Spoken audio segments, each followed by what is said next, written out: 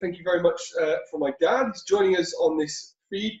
We're going to have a frank discussion about health. It's something as father and son we've never done before. A background for me, if you haven't joined one of my feeds before, my name's Tom. I'm a chiropractor, work up in Lincoln. We have a family practice, and I speak around the county and around the world on health and well-being.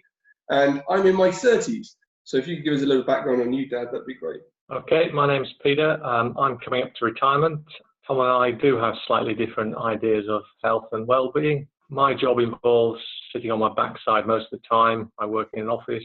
I spend a lot of time driving and traveling. I'm quite keen that as I come up to retirement, I maintain my fitness, and I want to make the most of the time I've got. What have you seen have been the biggest changes in health that you've seen throughout your life? And do you believe that we're getting healthier or sicker as a community, as a species, and as a culture?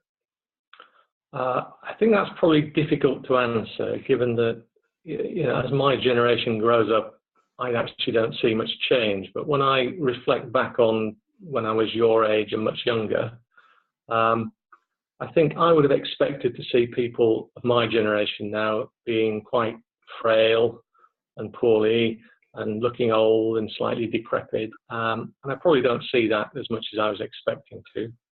I'm interested to know whether you think we all just have access to far too much information these days.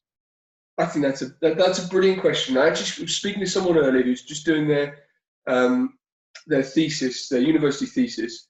And I remember when I was doing mine, there was very little use of the internet to attain published articles. You had to go back through all the papers. So my next question to you is, where does health come from?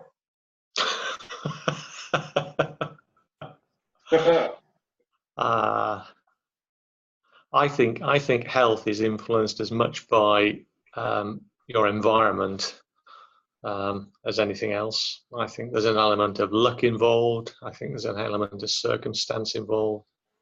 Do you think everybody has the same chance of health? Absolutely not. No. I think you have a lot of influence in terms of how you react to or you control your environment, but you have to start off with what you're born with and make the most of it, really. At what stage do you sort of give in and say, you accept your lot in life and just get on with it? This is where we definitely differ as people in our opinions of that. So if you think of a plant that's started to wilt because it's been starved of water, if you were to allow more water to the plant, the potential would be that that plant would then thrive again. And the same is true with a sick body. If the body becomes sick, then if we remove any of the interferences or barriers to that body's natural regeneration process, it will, given enough time, become healthy. If that plant is an old dandelion at the bottom of your garden and you water it and it becomes a wonderful dandelion, it doesn't ever become a wonderful rose, does it? It's a dandelion. No, you're absolutely right. You're absolutely right. But then that's the world's opinion upon you as to what you expect yourself to be. If we become sick, we must self-inspect as to where that sickness has come from.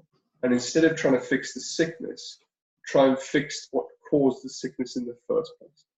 And that's where we would change the health in the long run. Wow. Does that make sense? Is health a constant struggle? Am I always going to be struggling to stay fit and healthy?